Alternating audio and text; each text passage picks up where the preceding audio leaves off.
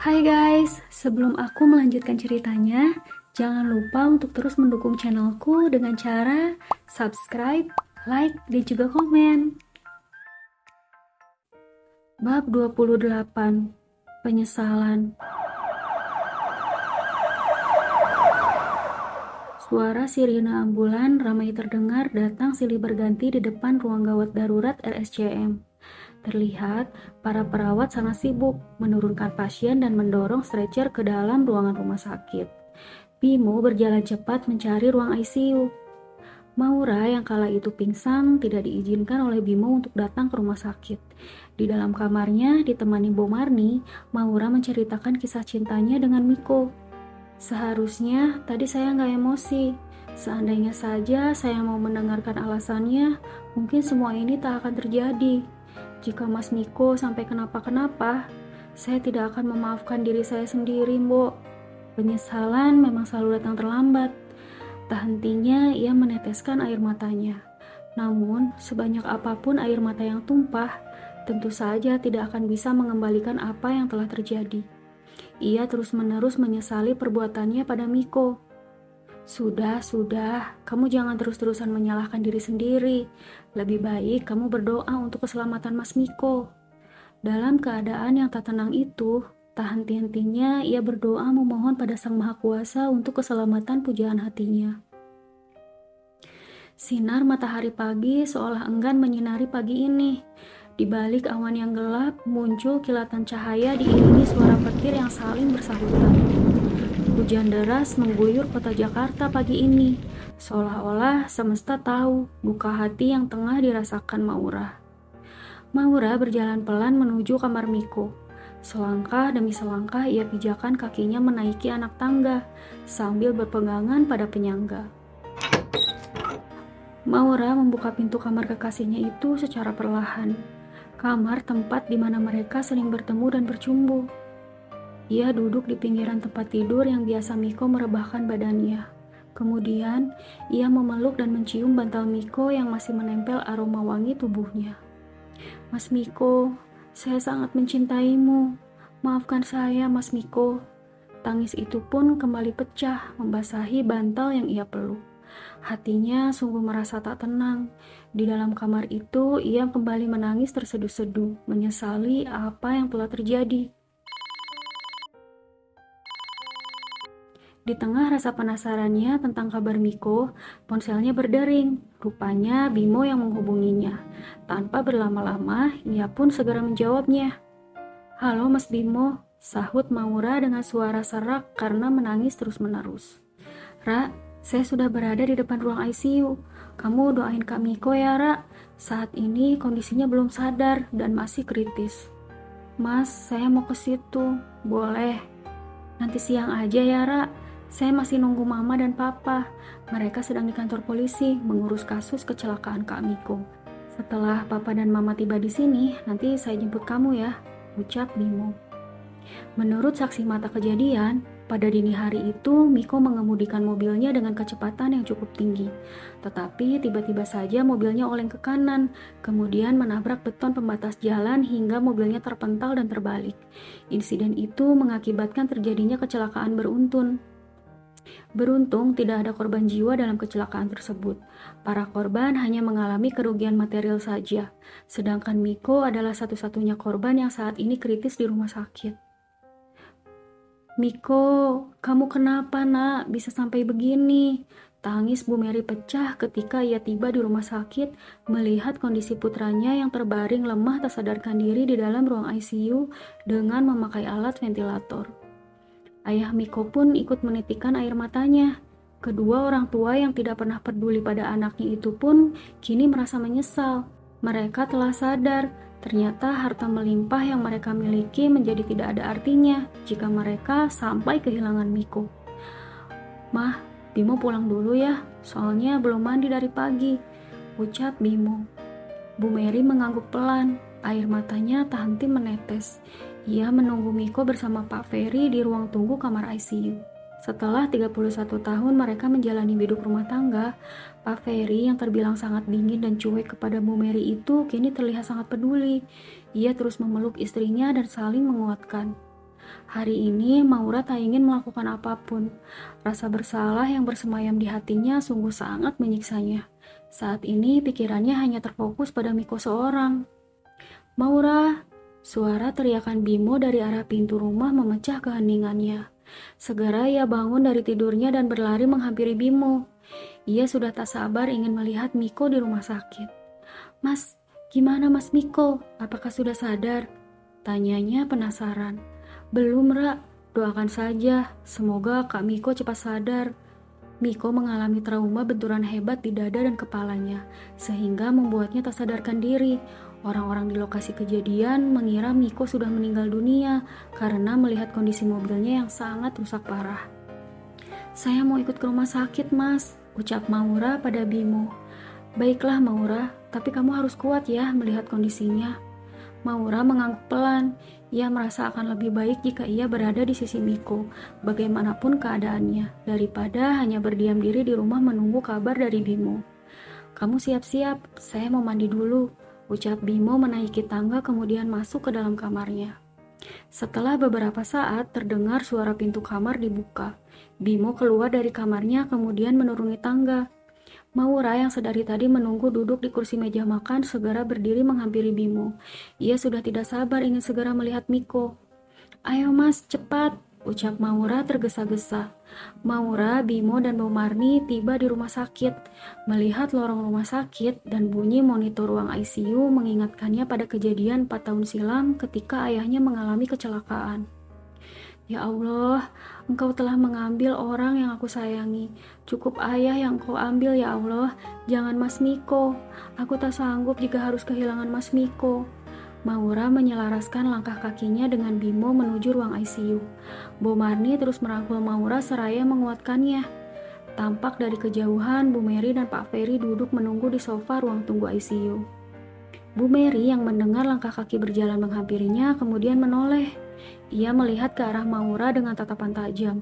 Tiba-tiba saja ia berdiri dari duduknya kemudian menghampiri Maura.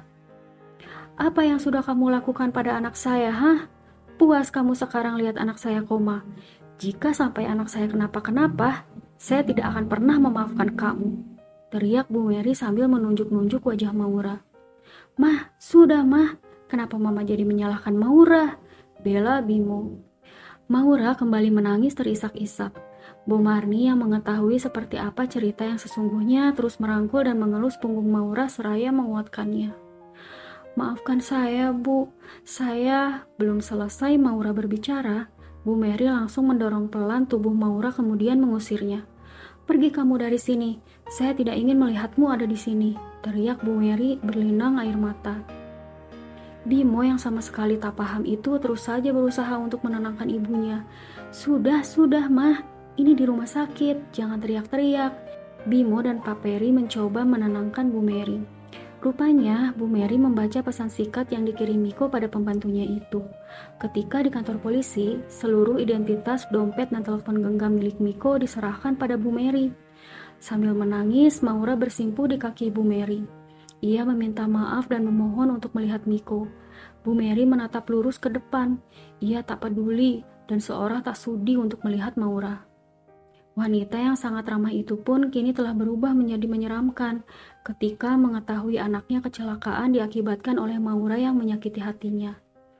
Ya ampun, Mama. Kasihan Maura, Mah. Sentak Bimo. Ayo, Ra, ikut saya. Bimo membangunkan badan Maura kemudian menarik tangannya berjalan menuju pintu ruang ICU. Di depan ruang ICU itu, dari balik dinding kaca, Maura melihat Miko terbaring lemah dengan alat ventilator di mulutnya. Diiringi dengan suara bunyi petian monitor menambah kesan tegang keadaannya. Tangis Maura semakin menjadi. Ia mendekatkan wajahnya ke dinding kaca itu. Kemudian tangannya membelai pelan tepat di posisi kepala Miko. Mas Miko, maafkan saya, Mas. Mas Miko harus kuat, ucap Maura sambil menangis terseduh-seduh. Bab 29. Semoga kau sembuh. Bagaimana dengan anak saya, Dok? Tanya Bu Mary pada dokter yang baru saja keluar dari ruang ICU setelah memeriksa Miko. Semua yang duduk di sofa menunggu Miko siuman segera berdiri, kemudian menghampiri dokter untuk mendengar penjelasannya. Tekanan darah dan denyut jantungnya sudah mulai terlihat stabil. Nanti kita lihat lagi perkembangannya ya. Kalau besok pagi sudah stabil, pasien bisa kita pindahkan ke ruangan rawat. Baik dok, tolong selamatkan anak saya. Bu Mary memohon dengan linangan air mata di wajahnya. Saya akan berusaha semaksimal mungkin. Permisi bu, jawab dokter yang memakai jas putih itu pergi meninggalkan ruangan ICU. Maura berdiri di depan tembok kaca itu dan terus memandangi Miko. Tak hentinya ia berdoa pada sang pencipta meminta kesembuhan untuk pujaan hatinya itu. Bu Mary memandang Maura dengan tatapan sinis, lalu mendelikan matanya. Ia berpikir jika Miko kecelakaan akibat kurang fokus karena Maura menyakiti hatinya. Ra, ayo kita makan. Dari tadi kamu belum makan, ajak Bimo. Maura menggelengkan kepalanya pelan. Matanya terus tertuju pada sosok yang terbaring di dalam ruang ICU itu. Air matanya terus menetes membasahi pipinya. Kamiko pasti akan marah kalau kamu gak mau makan. Gimana kamu mau menjaga Kamiko kalau nanti kamu sendiri yang sakit? Dah, ikut saya. Bujuk Miko sambil menarik tangan Maura untuk mengajaknya makan di resto terdekat. Permisi, Pak, Bu, saya pergi dulu dengan Mas Bimo untuk mencari makan. Barangkali mau titip sesuatu, ucap Maura pada Bu Mary dan Pak Ferry. Bu Mary tak menjawab dan langsung memalingkan wajahnya cepat. Ia tak mau melihat ke arah Maura. Tidak usah, kamu saja dengan Bimo makan. Kami tadi sudah makan kok, ucap Pak Ferry. Baik pak, jawab Maura mengangguk. Ra, sikap mama gak usah dimasukin hati ya. Iya mas, gak apa-apa kok. Setelah selesai makan, kepada Bimo, Maura menceritakan kisah cintanya dengan Miko. Dari awal kedekatan hingga tragedi malam itu. Bimo tersenyum, kemudian ia berkata, kamu hebat, Ra, bisa menaklukkan hati Kak Miko. Saya sangat yakin kalau Kak Miko hanya dijebak. Saya tahu betul sifat Kak Miko. Jika ia memang mempermainkanmu, malam itu ia tidak akan mungkin memohon-mohon dan memberikan penjelasan sama kamu. Ia pasti akan langsung mencapakan kamu seperti wanita-wanitanya yang dulu. Setelah selesai makan, Bimo dan Maura kembali ke rumah sakit. Dari kejauhan terlihat sepasang dua orang yang sudah tidak asing lagi di mata Maura. Mereka tengah duduk dan berbincang bersama orang tua Miko. Cecilia, Maura sedikit kaget melihat wanita jalang itu datang bersama Aldo, teman bisnis Miko, untuk menjenguk Miko. Bimo yang sudah mengetahui cerita kronologis keributan mereka pun berkata, tenang Ra, kamu harus tetap tenang menghadapi perempuan ular itu. Rupanya 2 hari setelah tragedi malam itu, Cecil masih nekat menghubungi Miko melalui ponselnya. Tetapi Bu Mary yang menjawab panggilannya dan mengabarkan jika Miko mengalami kecelakaan. Maura berjalan menghampiri mereka. Ia melihat ke arah wanita ular itu yang sedang berbincang ramah bersama Bu Mary. Rasanya ia sudah ingin mencabik-cabik wajahnya dengan belati, tetapi ia harus tetap tenang dan menahan emosinya. Ia tak ingin terjadi keributan di rumah sakit itu, terutama di hadapan Bu Mary. Cecilia menoleh ke arah Maura lalu mendelikan matanya, dan ujung bibir satunya tertarik ke atas. Dengan senyum sinis itu dia berkata, pembantu kok ikut nungguin Miko sih tante? Bu Mary tidak menjawab. Ia hanya melemparkan tatapan tajam pada Maura lalu memalingkan wajahnya. 3 hari sudah Miko tak sadarkan diri di ruang ICU. Sore itu datang dokter bersama 3 perawat lainnya masuk ke ruangan yang dingin itu untuk memeriksa perkembangan Miko. Tak lama berselang, perawat satunya tiba-tiba keluar dengan tergesa-gesa dan berkata, apakah ada yang bernama Naura, Aura, Maura, atau yang mirip dengan nama itu? Tanya suster cantik itu pada kami yang menunggu di ruang tunggu. Semua mata tertuju padanya. Kemudian Maura mengangkat telapak tangannya. Saya sus, nama saya Maura. Ayo ikut saya. Pasien mulai sadar. Dengan samar ia memanggil-manggil nama tersebut. Ajak suster itu pada Maura. Mendengar itu, tangis haru bahagia Maura pecah. Ia segera berlari kecil dan masuk ke ruangan ICU. Dengan memakai atribut medis, Maura mendekati Miko yang masih terbaring lemah. Alat ventilatornya sudah dilepas. Kini ia sudah bisa bernafas dengan normal, tetapi belum bisa membuka matanya lebar. Mbak siapanya ya? Tanya dokter berwajah oriental itu. Saya kekasihnya dok. Barusan pasien sadar dan menyebut nama Maura beberapa kali. Coba Mbak terus support bisikan ke telinganya bahwa Mbak ada di dekatnya.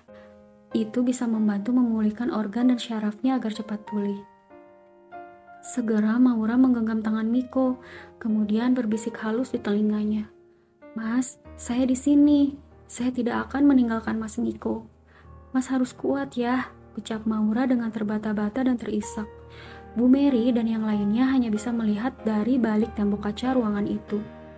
Dok, saya kan ibunya, kenapa malah dia yang diperbolehkan masuk? Tanya Bu Mary pada dokter yang mengabarkan perkembangan Miko dengan nada kesal. Maaf ibu, tapi sepertinya pasien sangat membutuhkan support dari kekasihnya. Semoga dengan cara ini bisa merangsang syaraf dan organnya cepat kembali pulih. Saat ini pasien sudah terlihat stabil, maka saya akan segera pindahkan ke ruang perawatan, ucap dokter itu dengan ramah. Baik, terima kasih dok, jawab Pak Ferry. Perawat terlihat sibuk melepas beberapa selang yang menempel di bagian tubuh Miko, kemudian mendorong tempat tidur Miko masuk ke dalam lift pasien untuk dipindahkan ke ruang rawat inap. Maura terus menggenggam tangan kekasihnya itu sambil berjalan mengikuti laju tempat tidur rumah sakit yang didorong oleh para suster cantik itu. Sementara semua keluarga menunggu di ruang tunggu kamar PIV yang sudah dipesan sebelumnya. Maaf, jika ingin menjenguk, paling banyak hanya 2 orang saja yang berada di dalam kamar, ucap suster cantik itu pada keluarga Miko. Saya ibunya Sus, saya ingin melihat anak saya. Baik Bu, silakan masuk, jawab suster itu mempersilahkan Bu Mary masuk. Terlihat Maura yang terus menggenggam tangan Miko sambil membelai lembut kepalanya. Melihat Bu Mary masuk, Maura langsung mundur dan melepaskan genggaman tangannya, kemudian mempersilahkan Bu Mary untuk mendekati Miko. Miko, ini Mama nak, kamu yang kuat ya nak, kamu harus kembali sehat, ucap Bu Mary sambil terisak dan memegangi tangan Miko. Miko belum sadar, matanya masih tertutup. Di beberapa bagian wajah dan tubuhnya terlihat memar dan luka terkena pecahan kaca. Maura, Miko menyebut nama itu lagi dengan samar. Nak, kamu sadar, ucap Bu Mary antusias. Kini jarinya mulai bergerak. Matanya perlahan membuka. Ia terus menyebut nama Maura dengan samar. Iya mas, saya di sini, ucap Maura sambil berbisik di telinga Miko. Jangan tinggalkan saya, Maura, ucap Miko terbata-bata. Melihat itu, kemarahan Bu Mary pada Maura perlahan menjadi pudar. Ternyata anaknya sangat mencintai pembantunya itu. Di luar, Bimo berbicara pada Cecilia dan Aldo. Ia sangat marah padanya. Kamu lihat sendiri kan, ini akibat dari kamu menjebak kakak saya. Lebih baik sekarang kalian pergi sebelum saya katakan yang sebenarnya pada mama saya, sentak Bimo pada Cecilia. Maafkan saya Bimo, saya hanya disuruh oleh Cecilia. Pada waktu itu saya benar-benar tidak tahu kalau Cecilia akan melakukan hal yang di luar batas. Saya mengira dia hanya ingin sekedar bertemu dengan Miko, jawab Aldo dengan wajah menyesal. Sudah, sana kalian pergi dan jangan ganggu kakak saya lagi. Terutama kamu Kak Cecil. Apa kamu gak puas sudah menghancurkan hati kakak saya? Mulai sekarang, kamu jangan berani-berani lagi mengusik kehidupan kakak saya. Tapi Bimo, belum selesai Cecilia berbicara, Bimo langsung mendorong tubuhnya pelan. Sudah, saya tidak mau mendengar alasan apapun. Kalau kalian berani mengusik kakak saya lagi, saya tidak akan tinggal diam. Bimo yang dulu bocah ingusan di mata Cecilia, kini sudah dewasa dan sudah bisa pasang badan membela kakaknya. Melihat kemarahan Bimo, akhirnya Cecil dan Aldo pun terpaksa pergi meninggalkan rumah sakit tanpa berpamitan pada Bu Mary yang sedang berada di dalam kamar bersama Maura. Awas ya kamu bocah ingusan, tunggu pembalasan saya nanti, ucap Cecilia dalam hati. Pak Ferry yang memperhatikan dari jarak jauh kemudian menghampiri Bimo. Ada apa Bim? Kenapa mereka malah pergi? Tanya Pak Ferry keheranan. Dia itu wanita jahat, Pak. Mereka sudah menjebak Kak Miko. Secara tidak langsung, merekalah yang menyebabkan Kak Miko kecelakaan. Apa? Papa tidak paham, Bim. Kemudian Bimo menceritakan apa yang sebenarnya terjadi pada Pak Ferry. Jadi, bukan salah Maura? Tanya Pak Ferry.